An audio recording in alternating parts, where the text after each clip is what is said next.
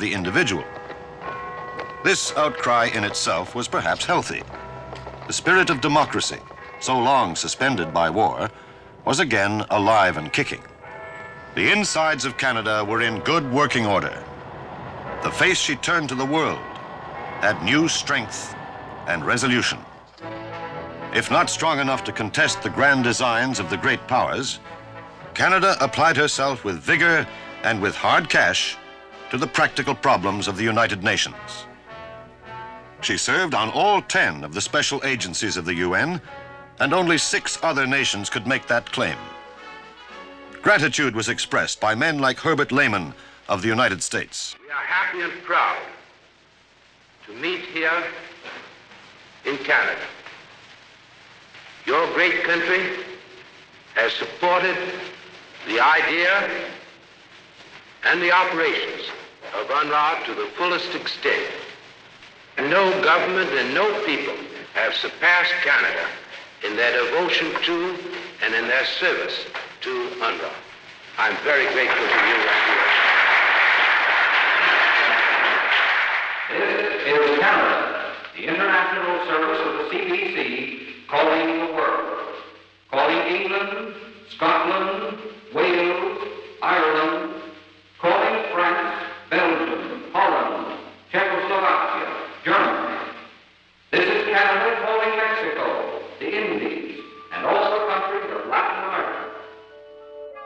It was an exhausted and impoverished world with a cold and threatening future.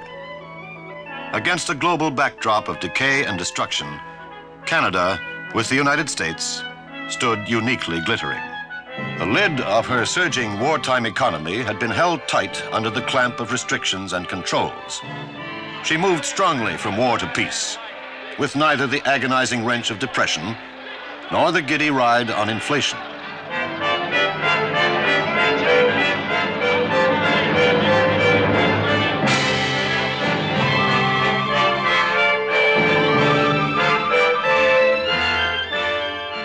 When the speechmaker spoke his platitudes of a booming economy, of untold wealth, boundless industrial resources, bountiful natural riches, of unlimited horizons, the platitudes seemed to be true. In the material stuff of life, Canada was much the richer for war. She was safe and sound. She was the envy of the world. It was a good land to inherit, a land that would challenge the imagination and vitality of its youth.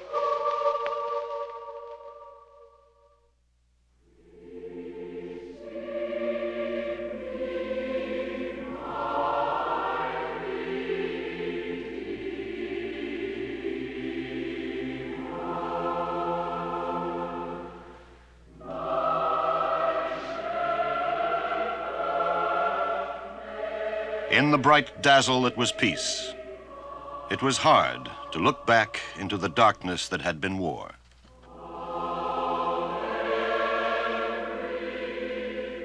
Six years of war, and 2,000 Canadians had gone to die in oil, fire, and ice on the sea.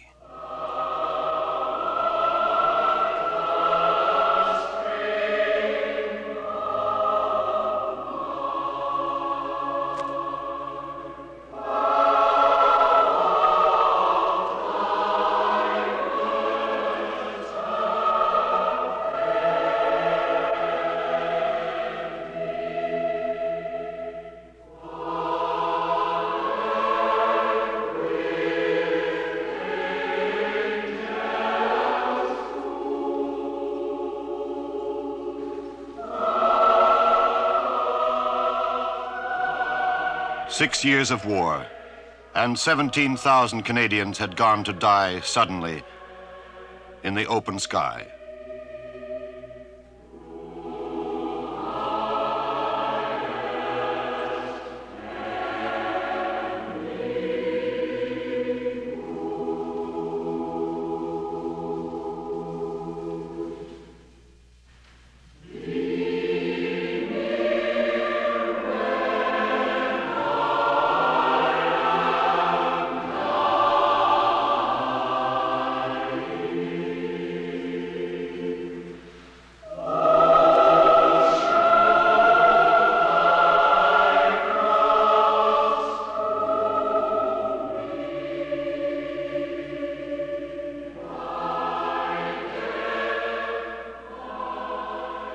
Six years of war, and 23,000 Canadians had gone to die on the shuddering earth.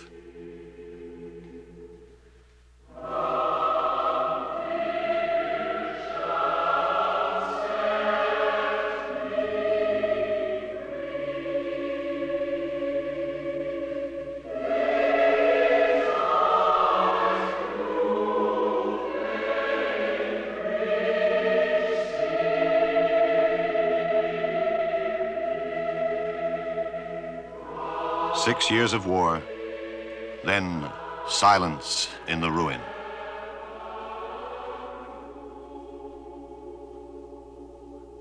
Silence, where once the youngest and the best of men had died their lonely, jagged deaths.